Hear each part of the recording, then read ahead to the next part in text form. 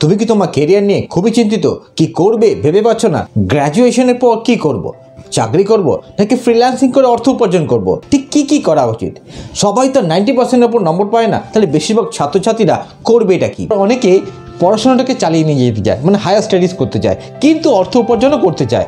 সেক্ষেত্রে আমি বলবো ফ্রিল্যান্সিং তাদের জন্য একটা ভালো অপশনস হতে পারে। তার কারণ একটা সময় সে বেছে নিতে পারে যেখানে সে ফ্রিল্যান্সিংয়ের কাজ করবে, আর বাকি সময়টা সে পড়াশোনার জন্য দিতে পারে, যাতে তার লক্ষ্যে পৌঁছতে পারে। কিন্তু সবার আগে দরকার, তুমি কি হতে চাও? তোমাকে জেনে নিতে হবে তোমাকে কি করতে হবে, কোন স্কিলগুলো দরকার তোমার সেই কাজের জন্য, সেইগুলো শিখে নিতে হবে। সেটাই হবে তোমার প্রথম কাজ। কারণ তুমি যতক্ষণ পর্যন্ত সেই স্কিলটাতে দক্ষ নয় উঠছো, ততক্ষণ পর্যন্ত অর্থ উপার্জনের সম্ভাবনা তৈরি হবে না। এর পরবর্তী পদক্ষেপ হিসাবে তোমাকে কিছু প্রশ্ন করতে হবে নিজেকে। সেই প্রশ্নের উত্তরের ভিত্তিতে প্রাথমিকভাবে তোমার কর্মজীবনকে বেছে নিতে সেটা সাহায্য করবে।